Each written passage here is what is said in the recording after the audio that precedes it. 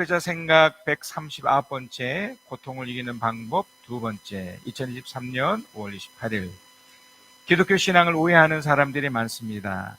하나님이 함께 하셔서 도와주신다는 믿음은 필요한 것인데, 어려움이 찾아와 겪게 되면 그 믿음이 흔들리게 됩니다. 먼저는 어려움을 받아들이지 못합니다. 내가 교회를 가고 헌금 생활도 하고 나름 잘한다고 하는데 왜 어려움이 찾아오는 거지? 어떻게 하나님이 이런 어려움을 나눠주시는 거야? 이렇게 분노합니다. 그래서 사람들의 신앙은 상황에 따라 다르게 반응합니다. 아내가 하는 일을 도우면서 하나님이 함께 하시는 것이 무엇인지 배우게 됩니다. 신앙을 가진 우리가 세상을 살아갈 때 예수님도 사탄에 의해 시험을 받으셨다는 것을 놓치게 됩니다. 어려움이 단순히 어려움으로만 생각합니다. 아내는 식재료를 학교에 납품하는 유통일을 합니다. 식재료의 위생을 위해 많은 냉동고를 두고 있습니다. 그런데 유독 한 냉동고가 매년마다 수시로 고장이 나서 많은 손실을 보았습니다. 저번 주에도 그 냉동고가 고장이 나서 많은 피해를 보았습니다. 그 큰 냉동고가 과부하가 생기면 갑작스러운 문제가 일어났던 것입니다. 그런데 그 밤에 이 냉동고를 수리했던 분에게 연락을 했지만 술을 먹어서인지 도와줄 수 없었습니다. 그 다음날 일찍 와주기로 했지만 오지 않았습니다. 그 이후에도 오지 않았습니다. 마음이 힘들었습니다. 한두 번도 아니고 매번 같은 일이 반복되고 그 수리기사가 원망스러웠습니다. 왜 이런 일이 생겼지? 저는 이론으로만 알던 이런 상황에 하나님 앞으로 나갔습니다. 어려움은 주님이 주신 것이 아닙니다. 그 수리기사가 한 번도 제대로 된 수리를 하지 않았던 것입니다. 이후에 다른 수리기사분을 오랜 기다림 끝에 와서 4일 동안 고장나 있던 것을 30분 만에 해결되었고 원인을 밝혀주었습니다. 어려움이 찾아왔을 때 원인을 정확히 찾기만 하면 그 어려움은 반복되지 않습니다. 어려움이 찾아왔을 때 그것은 하나님 앞에서의 시험입니다. 무조건 하나님 앞으로 나가야 합니다. 며칠 전 한 모임 후에 집으로 돌아오는데 아내에게 수십 통의 전화가 오게 됩니다. 아내는 내가 걱정할까 봐 그냥 넘어가려 했지만 보통 일이 아닌 것을 직감했기에 제가 전화를 받았습니다. 너무나 황당한 일이었습니다. 아내 일을 돕는 직원의 남자친구가 자기의 여자친구를 아내의 직원 중 다른 사람이 괴롭힌다는 것이었습니다.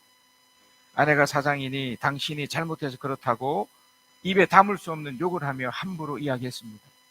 아마 예수님이 십자가를 달리셨을 때 부추정 다수 사람들이 예수를 함부로 비난하고 욕했던 것처럼 느껴졌습니다. 우리 집까지 찾아왔습니다. 막상 와서는 아무 짓도 하지 못했습니다. 그 여직원은 연신 미안해하며 머리를 숙였지만 처음 보는 그 남자친구는 술에 잔뜩 취해 횡설수설하고 있었습니다. 괴롭힘을 주었다던 또 다른 직원이 경찰을 대동해서 마침 우리 집 앞으로 왔습니다. 5분 만에 해결됐습니다. 5분 만에 술에 취해서 그렇게 되었다고 미안해하며 다 돌아갔습니다. 1시간 동안 어떻게 설명할 수 없는 황당한 일을 겪었습니다. 그 엄청난 욕과 함부로 취급당한 일을 가장 가까이에서 호의를 베푼 사람에게서 느꼈습니다. 고통스러웠습니다. 마음이 아팠습니다. 어려움이 찾아왔기에 저는 제 집 서재 한 모퉁이에서 무릎을 꿇었습니다. 예수님이 억울하게 욕을 먹었던 장면이 떠올랐습니다. 어려움을 통한 고통을 묵묵히 받으신 것입니다. 문득 하나님이 나를 예수님처럼 대우하시는구나라고 느꼈습니다. 어려움은 당연합니다. 그래서 고통스러울 수 있습니다. 그러나 그 고통은 주님께 더 나아가는 과정이 됩니다. 그리고 다 해결되고 풀어집니다. 하나님을 믿는 믿음과 그것을 통해 얻는 주님이 함께 하시는 경험이 축적됩니다. 어려움이 찾아와 고통이 오셨습니까? 주님 앞에 나아가십시다. 주님도 겪으신 그 고통인데 나도 겪을 수 있습니다. 그러나 주님이 부활하셨듯이 우리도 이 땅 가운데서 부활한 것처럼 해결되고 풀어질 것입니다. 우리 주님 대신 예수 그리스도를 누립시다. 요한복음 8장 12절 그리고 28절에서 30절입니다. 예수께서 다시 그들에게 말씀하셨다. 나는 세상의 빛이다. 나를 따르는 사람은 어둠 속에 다니지 아니하고 생명의 빛을 얻을 것이다. 그러므로 예수께서 그들에게 말씀하셨다. 너희는 인자가 높이 들려 올려질 때에야 내가 곧 나라는 것과 또 내가 아무것도 내 마음대로 하지 아니하고 아버지께서 나에게 가르쳐 주신 대로 말한다는 것을 알게 될 것이다. 나를 보내신 분이 나와 함께 하신다. 그분은 나를 혼자 버려두지 않으셨다. 그것은 내가 언제나 아버지께서 기뻐하시는 일을 하기 때문이다. 이 말씀을 듣고 많은 사람이 예수를 믿게 되었다. 오늘 본문에 등장하는 이 상황을 좀 이해하셔야 됩니다. 예수님이 많은 기적을 베푸셨고 많은 영향을 끼치셨죠. 그런데 이제 어느 때부터인가는 더 이상 기적을 베풀지 않으시고 성전에서 가르치는 일에 집중하십니다.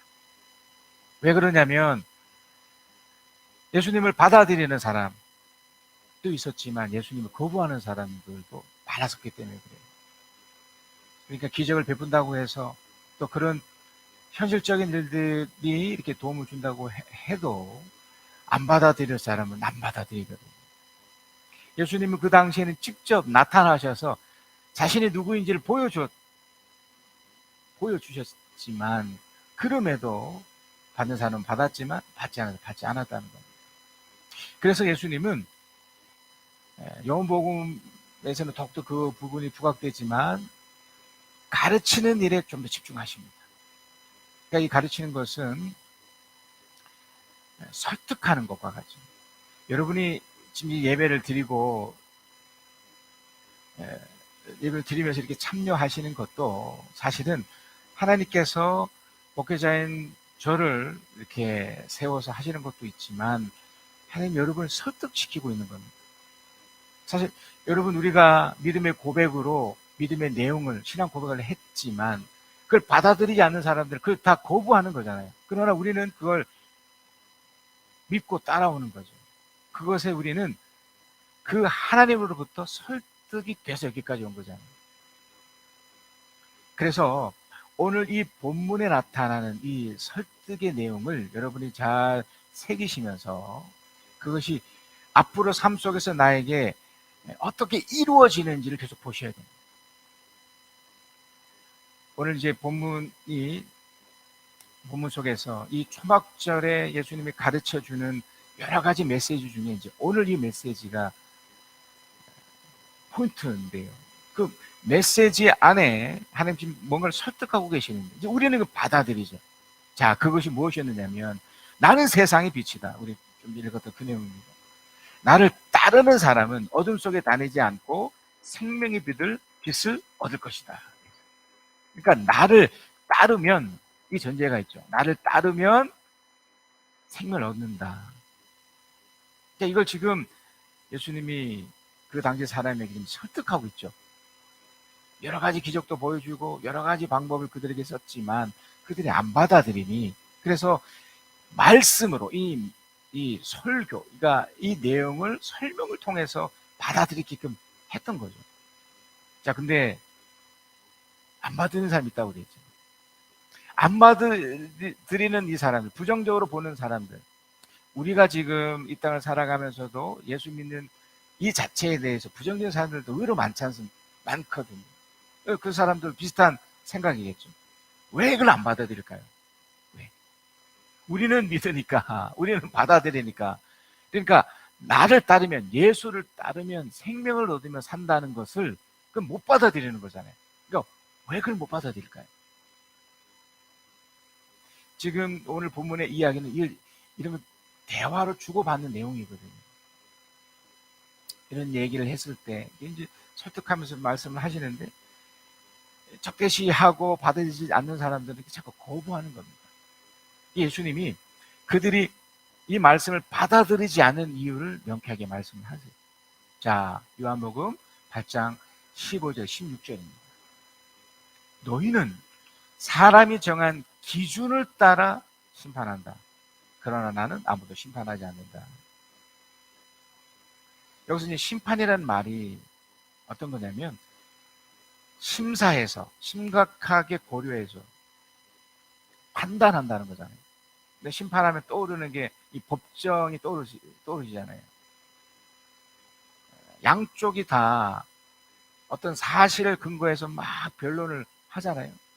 그걸 다 주워 듣고 또는 그 어떤 증거를 가지고 이 결정하는 이 결정권자가 그걸 토대로 심판하는 거죠. 심사해서 판단을 내려주죠. 그러면 그 심판에 따라서 어떻게 됩니까? 상과 벌이 주어지는 거잖아요. 근데 지금 예수님을 못 받아들이는 사람들은 이 예수에 대해서 지금 사람들이 정한 기준으로 지금 판단하고 있는 거예요. 그게 뭘까요? 그들이 생각했던 판단이 뭘까요? 우리가 사람들과 이렇게 관계할 때 일반적인 판단을 하잖아요. 예를 들자면 어떤 학력, 또 배경, 또 그 사람이 어떤 부모, 또 누구랑 같이 있는지 이런 것들이 있죠. 그러니까 지금 여기서 예수님이 말하고 싶은 이것은 그들이 지금 틀렸다는 것을 말하는 게 아니고 그런 판단이 주는 그 근거가 그런 것들이 하나님과 다르다는 걸 얘기하는 거예요. 그러니까 우리 입장에서도 그렇고 그 당시에 예수님을 부정적으로 봤던 이 사람들 입장에서는 예수님이 별로였던 거예요. 그 별로인 그 기준이 딱 보니까 그들은 여기는 이제 유대잖아요. 유대의 그 예루살렘. 식민지 사회였지만 이제 수도잖아요. 모든 것의 중심지였다는 거예요. 그러니까 그들 스스로도 저 변방에 갈릴리에 뭐가 있겠어? 마치 서울 사람들이 서울 외에는 다 지방이라고 그러잖아요. 그러니까 서울을 중심이라고 생각한다고. 근데 그 사는 사람들이 사실 다르지 않잖아요. 서울 사람이라고 특별하고 울산에 있는 사람이 또 다릅니까? 그렇지 않음에도 이미 우리 속에도 나름대로 그런 판단이 생긴 거예요. 대학을 보니까 서열이 생기잖아요. 우리가 정한 기준에 의해서 만든 거잖아요. 근데 하나님은 그런 기준이 없으신 거죠. 하나님 자체가 기준이신데 우리가 만든 기준으로. 그러니까 자신들이 만든 기준에 의하니까 예수는 자기 미달인 거예요. 어떻게 저런 사람이, 더군다나 예수는 30세 정도의 젊은 사람임에다가 목수였단 말이에요. 그러니까 이 예루살렘 쪽에 이 기득권을 가지고 있고 좌지우지하는 지도자들 입장에서는 이 사람을 못 받아들이는 거죠. 더군다나 자기를 따라야 된다고 그러고 자기를 따르면 생명을 얻는다고 하니 이 말이 얼마나 이들이 들을 때는 허무맹랑하겠습니까? 그래서 그걸 예수님이 그걸 틀렸다는 것보다 네가 좀 다르게 받아들이고 있는 거야. 너희들이 이 세상이 정한 기준으로 판단을 하면 나는 못 받아들이겠지. 그러나 계속해서 요한복음 8장 15, 16절에 그 내용을 읽습니다. 너희는 사람이 정한 기준을 따라 심판한다. 나는 너희도 아무도 심판하지 않는다. 그러나 내가 심판하면 내 심판은 참되다. 그것은 이제 이 부분이에요. 그것은 내가 혼자 있는 것이 아니라 나를 보내신 아버지께서 나와 함께 하시기 때문이다. 그러니까 지금 이들에게 이 부정적으로 보는 이 사람들 입장에서는 이 내용이 못 받아들이는 거예요. 그러니까 아버지 하나님을 생각하고 있는 거잖아요, 예수님은. 근데 이 사람들은 자신들이 이 하나님을 이렇게 설명하는 그 과정에서 아버지라고는 이 사람들은 생각하지 않고 있었고, 내가 내 자신에 대하여 증언하는 사람이고 나를 보내신 아버지께도 나에 대하여 증언하여 주신다. 그러니까 그 눈에 보이지 않는 그 아버지, 그러니까 예수의 아버지, 그러니까 우리가 믿는 그 성부가 직접 예수에 대해서 설명하고 있다. 그러니까 이걸 받아들이는 쪽에서 우리는 이걸 받아들이죠. 하지만 그 당시 그 사람들이나 지금도 이 신앙에 대해서 이 기독교에 대해 부정적으로 보는 사람들은 이 눈에 보이지 않는 하나님에 대해서 증언한다는 것을 못 받아들이는 거죠. 자, 여기서 우리가 좀 더 나가보면 왜 결국 못 받아들이는 걸까요? 이 사람들이. 그러니까 눈에 보이지 않는 하나님이 계시다는 것을 그들이 왜 못 받아들이는 걸까요? 자, 그 이유가 이제 있습니다. 제가 이제 설명을 할 건데, 이 예수님의 이런 것에 대해서 이 사람들이 계속 이제 의혹을 품고 또 그 예수님의 이 이야기를 반박하고 싶은 거예요. 당신의 아버지가 어디 있습니까? 당신이 말하는 그 하나님, 눈에 보이는 그 하나님, 당신에게 증언해 준다는 그 하나님 어디 있어요? 이렇게 이제 물었던 거죠. 그랬을 때 이제 예수님이 무서운 얘기를 해줘요. 그러니까 바로 이 이야기 때문에 어떻게 보면 다 갈려지는 거예요. 예수님을 더욱더 부정적으로 볼 수밖에 없고, 반대로 이 표현 때문에 이걸 받아들이는 사람은 와, 이거구나 라고 이렇게 받아들이게 되는 거예요. 자, 요한복음 8장 21절입니다. 나는 가고 너희는 나를 찾다가 너희의 죄 가운데 죽을 것이다. 그리고 내가 가는 곳에 너희는 올 수도 없다. 요한복음 8장 24절에도 비슷한 표현이 있습니다. 그래서 나는 예수님입니다. 나는 너희가 너희 죄 가운데서 죽을 것이라고 말했다. 내가 곧 나임을 너희가 믿지 않으면 너희는 너희 죄 가운데 죽을 것이다. 무시무시한 얘기를 또 펼치는 거죠. 그러니까 나를 따르면 생명을 얻게 되고 나를 믿지 않으면 너희가 죄 가운데 죽는다 얘기를 해버린 거예요. 그러니까 이걸 받아들이는 사람은 뭐 괜찮지만 이게 안 받아들이는 사람 이게 얼마나 화가 날 일이에요. 어떻게 보면 저주잖아요. 네가 나를 따르든지 나를 따르지 않든지. 근데 안 따르면, 이게 만약 안 따르면, 나를 안 믿으면 너 죽어. 이 얘기를 하는 거잖아요. 그 30대 그 젊은이가 목수인 이 사람이 이 이야기를 막 이렇게 퍼붓고 있는 거죠. 얼마나 이게 그들 입장에는 황당한 얘기고 말도 안 되는 이야기겠습니까? 자, 그래서 이 내용을 제가 이제 설명을 드릴 겁니다. 왜 예수님이 이런 얘기를 하고 결국 인간에게 있어서 가장 최종적인 것이 바로 이 죽음의 문제라는 것을 예수님이 이제 그들 속에 던지면서 나를 믿지 않으면 결국 이렇게 된다는 것을 이제 설득시키는 거예요. 설명하고 있는 거예요. 잘 들어보세요, 여러분. 뭐 몇 번 여러분 이 이야기를 또 들으셨겠지만 한 번 더 확인하는 차원에서 또 들어보십시오. 자, 하나님이 사람을 만드셨습니다. 여기까지는 다 믿으시죠? 근데 하나님이 모든 걸 창조하신 후에 사람을 딱 만드셨을 때 다른 피조물과 다른 특성을 하나 만드셔요. 하나님의 형상으로 만들었다는 거예요. 하나님의 형상이라는 것은 대표적으로 두 가지 능력이 담겨 있어요. 하나는 영원에 대한 감각이에요. 영원. 자, 우리도 여러분이 지금 이제 나이를 먹어가고 있지만 여러분 죽을 거라고 예상하고 계신 분 있나요? 아니요. 아프거나 만약에 어려움이 딱 찾아왔을 때 본능적으로 살려고 해요. 심지어 자살하는 사람도 그 자살하는 것도 이것이 싫어서 다음 생을 얘기를 하거든요. 이게 더 어리석고 더 잘못된 거죠, 사실 이것도. 그러니까 영혼에 대한 그런 감각이 있는 거예요. 그러니까 비록 지금 우리 같은 경우는 타락을 한 인류에게, 우리는 그 회복된 상태지만 인류에게도 이게 잔재가 남아있는 거예요. 영혼에 대해서. 그래서 사람들은 죽지 않으려고 해요. 영혼이 살고 싶어요. 계속해서 이 건강하고 이렇게 유지하고 싶은 거예요.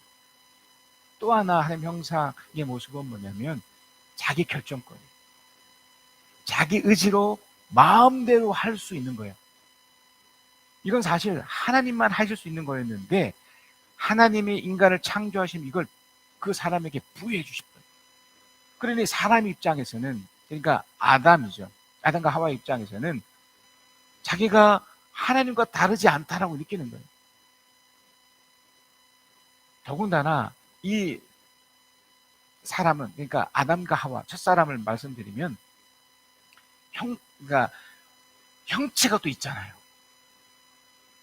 그 형체가 있는 것에 하나님은 그 형체를 둔 영혼과 자기 결정권이 있는 이 사람을 향해 너무 보기 좋았다, 너무 대단하다 하면서 극도로 축복을 해줘요. 복을 빌어준다고. 그리고 모든 피조물도 다 그것에 대해서 환영을 해줘요. 심지어 여러분, 천사들까지 그렇게 합니다. 자, 그런데 여기서 이제 조금씩 어긋나기 시작해요. 첫 번째 어긋나는 것은 여러분, 천사들도 이렇게 눈에 보이지 않습니다. 대신에 그들도 두 가지, 아까 말씀드렸던 그것을 가지고 있어요. 영혼을 가지고 있어요. 그리고 자기 결정권이 있어요. 천사들도 지 마음대로 할 수 있어요. 그러니까 하나님과 방관한 능력이 있습니다. 근데 차이는 뭐냐면 이들에겐 형체가 없어요. 형체가. 그 중에 한 천사 중에 하나가 타락했죠. 그 이제 그 사탄이 된 거예요. 그러니까 이거죠. 당신은 나를 만드신 것은 내가 알겠지만 나는 그게 싫어. 나는 내 마음대로 할 거예요. 하나님 없이 나도 당신처럼 하고 싶어요. 그러니까 아마 사람을 만들기 전에 이런 일이 있었던 것 같아요. 하여튼 그 사탄이 이미 존재한 상태예요. 자, 사람이 그런 존재로 딱 만들어서 펼쳐지는 그 과정에 그 사탄이 자기 형상은 없잖아요. 그 당시에 뱀의 형상 속에 들어가서 그 뱀의 모습으로 이 사람을 유혹합니다. 왜 유혹을 했겠습니까? 그러니까 자기처럼 이 사람을 파괴시켜서 자기도 하나님이 되고 싶은 거예요. 그러니까 지금도 하나님처럼 행사하고 있지만 하나님 되기 위해서 이 사람을 왜냐하면 사람은 이 사단보다 훨씬 더 강력한 존재였거든요. 그러니까 이걸 없애야 된단 말이에요. 그래서 그들이 썼던 방법이 유혹이죠. 그러면서 이 사람에게 썼던 방법이 바로 하나님처럼 되려고 부추겼던 거예요. 자, 그러면 하나님과 인간 사이에는 별 다른 게 없는 그런 상태라면 하나님 입장에서 내가 너를 만들었다는 것을 이렇게 규정지고 이렇게 기준을 만들어야 될 거 아니겠습니까? 우리도 남자와 여자라는 그 나름대로 기준이 있는 것처럼, 우리가 정한 기준이 있는 것처럼 하나님 입장에도 기준이 있어야 됐습니다. 그게 뭘까요? 그게 바로 법이었어요. 우리 저번 주에 봤던 하나님 만드신 법. 그 법이 뭐였나요? 그 열매, 선악을 알게 하는 열매를 먹지 말라라는 법이었어요. 그러니까 그 당시에는 성부, 성자, 성령이 함께 계셨으니까 그 하나님이 이 사람을 만드시고서 워낙 강력한 능력을, 하나님과 방불한 능력을 이미 갖고 있으니까 그 사람에게 그 선을 알게 하는 열매를 딱 보여주면서, 그걸 보여주면서 이제 기준화 시킨 거예요. 사람이 기준한 것이 아니고 하나님이 정한 기준이에요. 네가 나와 차이는 바로 이거다. 저 선악과 열매를 보면서 너는 만들어진 존재라고 계속 기억하고 그걸 받아들여라. 그래서 만약 내가 결정권자인데, 물론 너도 네 마음대로 결정할 수 있지만 만약 네가 저 열매를 먹으면 이거죠. 만약 먹으면, 이 가정법이죠. 안 먹으면 상관없죠. 먹으면 죽는다예요. 그래서 죽음이 온 거예요. 아담과 하와가 처음엔 잘 지켰겠죠. 그러다 그 사탄의 계속적인 유혹 앞에 이 하와가 먼저 속았죠. 제가 말씀드렸잖아요. 영원히 이걸 할 수 있도록, 또 자기 결정권이 있기 때문에 의논하지 않아도 돼요. 그러니까 의논했었어야 되죠. 의논하지 않고 사탄이 그러니까 충분히 이게 설득당한 거예요. 내가 내 마음대로 할 수 있고, 에덴 동산에 펼쳐질 그 모든 것을 다 내 마음대로 할 수 있었거든요. 어느 정도였냐면 하나님이 어떤 짐승을 이렇게 가지고 오면 아담이 그 이름을 불러주면 그 이름이 그냥 법이 되는 거예요. 이름이 되는 거예요. 하나님이 하기 전에 이 아담이 또는 하와가 그 동산에서 이 지구 어느 곳에든지 자기가 하고 싶은 대로 하면 다 할 수 있도록 해놓으셨기 때문에 다 할 수 있는 거예요. 하나님입니다. 하나님. 그러니까 보세요. 지금도 하나님 없이 사는 사람들도 얼마든지 엄청난 것을 해낼 수 있습니다. 지금 이 문명을 보세요. 이 스마트폰 하나로 못할 게 뭐 있습니까? 이 돈이라는 것을 이용해서 못할 게 뭐 있습니까? 그러니까 하나님과 마음은 엄청난 것이 있었던 거예요. 근데 그 모든 것을 결정할 수 있는 그것에 그 마지막 하나, 유일한 그거, 이걸 어긴 거예요. 먹지 말라고 했는데 그걸 자기 결정으로 어떻게 했습니까? 먹었습니다. 먹는 바람에 선과 악을 알아버린 거예요. 선과 악을 알았다는 것은 이제 하늘 같은 그 능력에서 이제 진짜 우리처럼 이런 타락한 인간이 됐다는 증거예요. 내가 잘못을 하게 돼요. 하나님은 잘못이 없죠. 또 그런 것도 없고. 그러니까 첫 사람은 하나님과 방불 했기 때문에 이게 없었단 말이에요. 죄책감도 없었고, 왜냐면 죄 자체가 없었으니까. 근데 바로 그것 때문에, 먹는 것 때문에, 그러니까 죄로 인해서, 이걸 죄라고 하는 거예요. 하나님을, 하나님 입장에서는 무시당하신 거죠. 그걸 줬는데, 그리고 유일하게 결정하는 그것에서 이들은 그냥 자기 스스로 결정했다.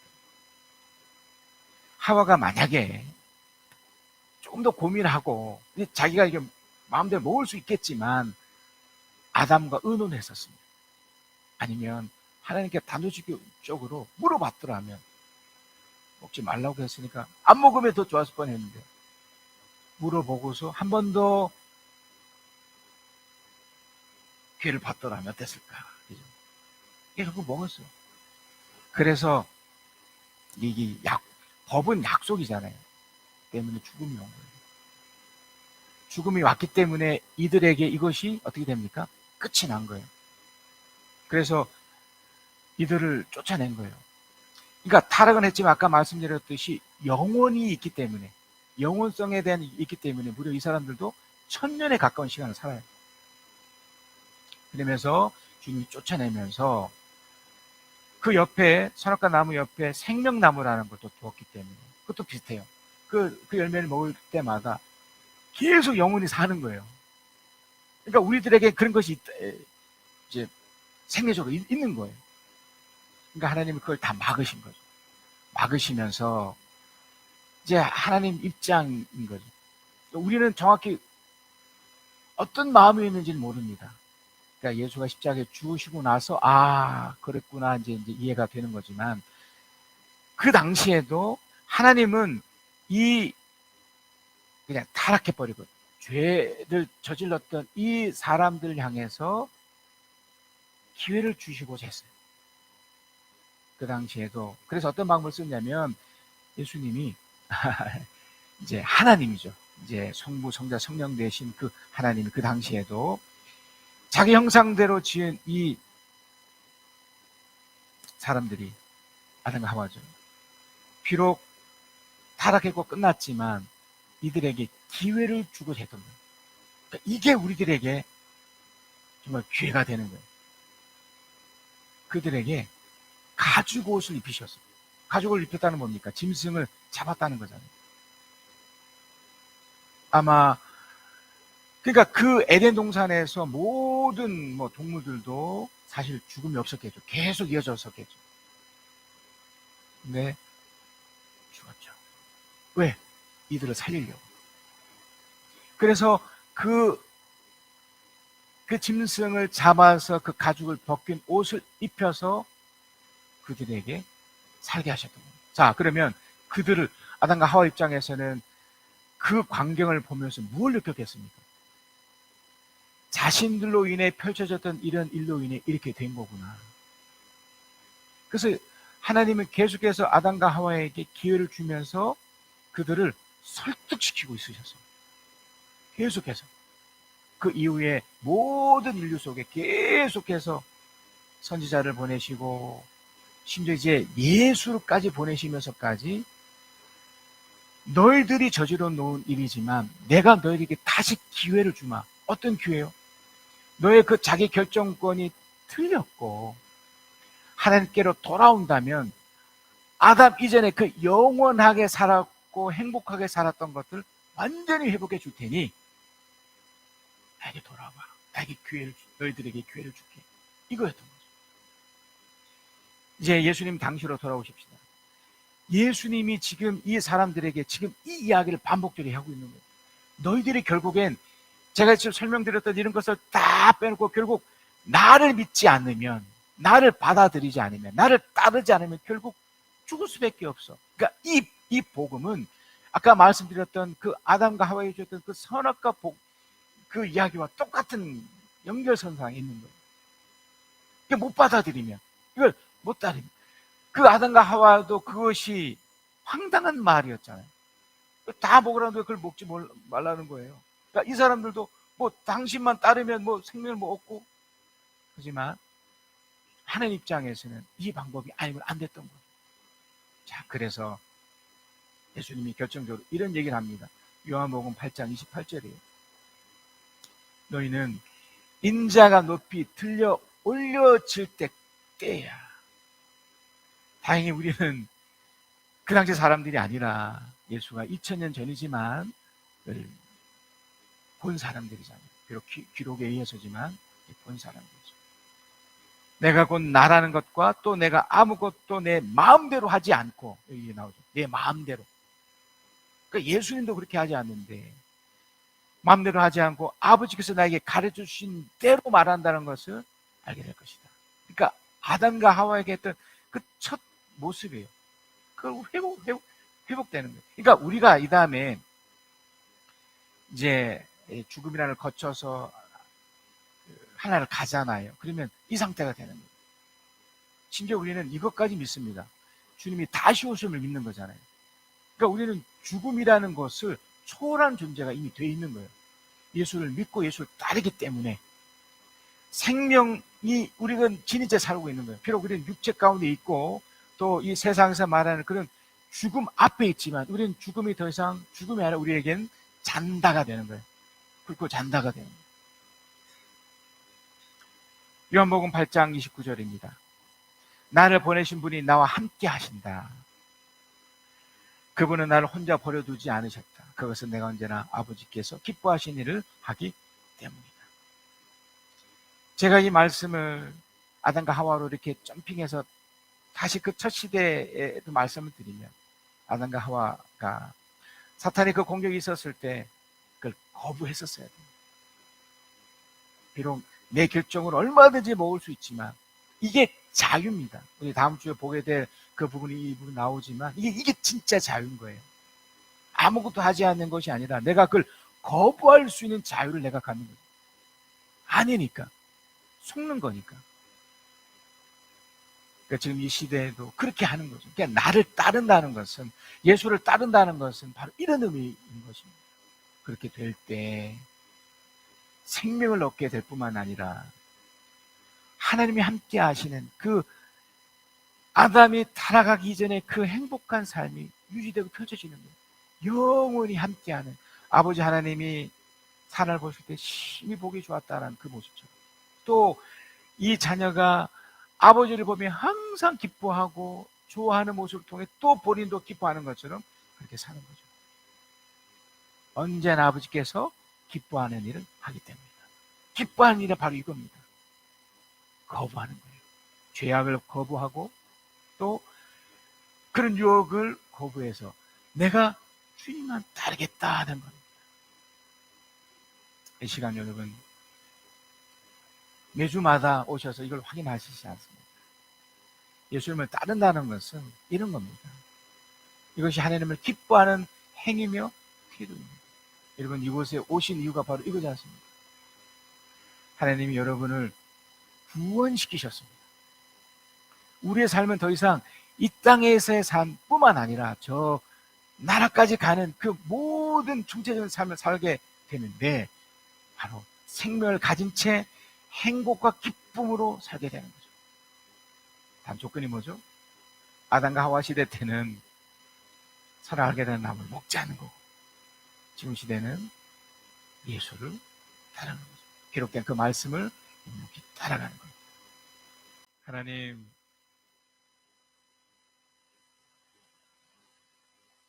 우리는 우리의 정한 기준에 따라 우리 마음대로 살았고 살려고 합니다.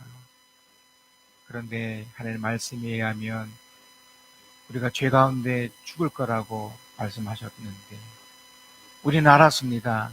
우리 주 예수 그리스도가 아담 시대에 가죽옷을 입혔던 주님의 사랑임을 알았습니다. 우리는 이제 내 마음대로 하지 않고 주의 말씀에 따라 묵묵히 그 사랑을 잊지 않고 살아가는 우리를 되게 해 주시옵소서. 이번 한 주간에도 우리 귀한 성도들 그 사랑 잊지 않고 그 은혜 붙잡고 마음껏 살아 하나님을 기뻐하는 사람들이 되게 해 주시옵소서. 그래서 이 땅뿐만 아니라 저 하늘나라까지 하나님 축복 속에 살게 하여 주시옵소서.